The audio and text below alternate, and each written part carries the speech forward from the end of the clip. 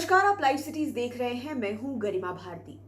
बिहार में आज कैबिनेट विस्तार हुआ। नए 32 मंत्रियों ने सम्राट चौधरी की कैबिनेट में बिहार की सरकार में मंत्री के रूप में शपथ ली है। इससे पहले जब मुख्यमंत्री सम्राट चौधरी ने शपथ ली थी तो उनके साथ 2 उप मुख्यमंत्रियों ने शपथ ली थी, यानी कि कुल मिलाकर टोटल संख्या 35 हो गई। इस वीडियो में हम चर्चा करने जा रहे हैं वो तमाम मंत्रियों के बारे में कि वो कौन कौन से जिले से आते हैं, चाहे वो उनका निर्वाचन का क्षेत्र हो, चाहे वो वहां के एमएलए हो, एमएलसी हो या फिर रहने वाले हो, क्योंकि बिहार में जाति की चर्चा होती ही होती है और क्षेत्र की भी चर्चा होती है। यानी कि जिस क्षेत्र से नेता मंत्री आते हैं सदन में या फिर कोई बड़े पद पर चले जाते हैं, केंद्र में मंत्री बन जाते हैं या फिर स्टेट में मंत्री बन जाते हैं, तो उन क्षेत्र के लोगों को काफी तसल्ली मिलती है, काफी खुशी भी होती है कि आने वाले समय में हमारे यहाँ काम जो है वो सुचारू रूप से चालू हो जाएगा। आप पिछले कई सारे एग्जाम्पल्स देख सकते हैं कि बिहार में जब जिस समय जिस इलाके के मुख्यमंत्री रहे उस क्षेत्र में काफी विकास हुआ, क्योंकि मंत्रियों का या फिर नेताओं का एक खासा लगाव होता है अपने क्षेत्र से और वे चाहते हैं कि वो अपने क्षेत्र में ज्यादा बढ़िया काम कर पाए। और इसीलिए ये ध्यान भी रखा जाता है कि जब मंत्रिमंडल का विस्तार हो या मंत्री बनाए जाए या फिर लोग चुने जाए तो कलेक्टिव एफर्ट के साथ चुने जाए, चारों तरफ से लोग हो, ताकि एक साथ पूरे राज्य का विकास हो पाए। लेकिन आपको पता है कि बिहार में कुल 38 जिले हैं और 38 जिलों में से 22 जिले ऐसे हैं जहां के लोगों को, जहां के जीते हुए विधायकों और एमएलसीज को मंत्री परिषद में शामिल किया गया है और 16 ऐसे जिले बच गए हैं जहां से कोई भी मंत्री नहीं बनाए गए हैं। तो उन 16 जिलों के हम आपको नाम बता देते हैं। ये बता देते हैं कि वो कौन कौन से 16 जिले हैं जहां से कोई भी मंत्री चुनकर नहीं आए हैं। और उन 16 जिलों के लोगों में हो सकता है थोड़ी नाराजगी भी हो, थोड़ा गुस्सा भी हो, थोड़ा आक्रोश भी हो। तो उन जिलों में अरवल का नाम है, अररिया का नाम है, कटिहार का नाम है, मधेपुरा जिले का नाम है, औरंगाबाद का नाम है, इसके अलावा बांका, बक्सर, पूर्वी चंपारण, जहानाबाद है, खगड़िया है, नवादा है, रोहतास है, सारण, सीतामढ़ी और सिवान है। तो ये वो 16 जिले हैं जिनके यहाँ के एमएलसीज को या फिर विधायकों को मंत्री परिषद में शामिल नहीं किया गया है। सीमांचल के कई ऐसे जिले हैं जहां से मंत्रियों को नहीं बनाया गया है। इसके अलावे आपने देखा कि पश्चिमी चंपारण से भी कोई मंत्री नहीं बना है।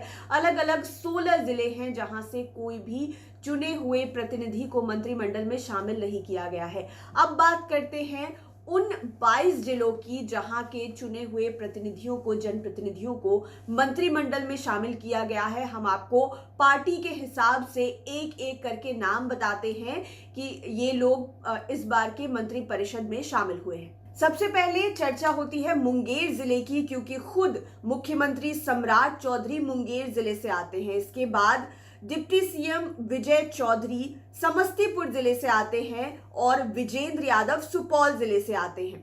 अब बात बीजेपी की, बीजेपी के राम कृपाल यादव पटना जिले से आते हैं, केदार गुप्ता मुजफ्फरपुर के हैं, नीतीश मिश्रा मधुबनी जिले से आते हैं, मिथिलेश तिवारी गोपालगंज से आते हैं, वहीं रमा निषाद मुजफ्फरपुर से आती है। यानी कि अब तक मुजफ्फरपुर के मुजफ्फरपुर क्षेत्र से 2 मंत्री आ चुके हैं। विजय कुमार सिन्हा लखीसराय जिले से आते हैं, दिलीप जायसवाल किशनगंज से आते हैं, क्योंकि ये Kishanganj, Purnia, Araria local authorities constituency के एमएलसी हैं। इसके अलावा बात करें हम प्रमोद चंद्रवंशी की, तो ये गया से आते हैं। लखींद्र पासवान वैशाली से आते हैं, पातेपुर से जीते हुए हैं। संजय टाइगर भोजपुर से हैं।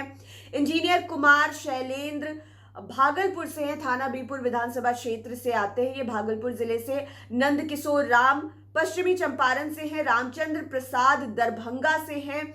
अरुण शंकर प्रसाद मधुबनी से आते हैं और शेषी सिंह दूसरी बार जमुई से जीत कर आई हैं और ये जमुई क्षेत्र से हैं। वहीं अब बात करें जेडीयू की, तो निशांत कुमार का पैतृक आवास नालंदा से है, तो वे नालंदा के हुए। श्रवण कुमार भी नालंदा से हैं। अशोक चौधरी बरबीघा शेखपुरा से हैं।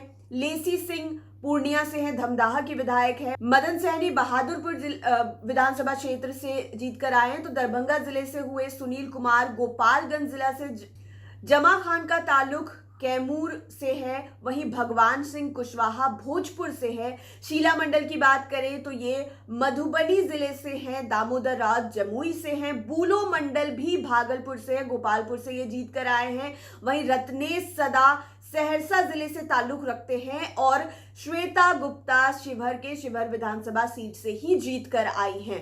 अब बात करें लोक जनशक्ति पार्टी रामविलास यानी कि चिराग पासवान की पार्टी की, तो वहां से संजय पासवान मंत्री बने हैं जो कि बेगूसराय जिले से हैं, और संजय सिंह मंत्री बने हैं जो कि वैशाली जिले से हैं।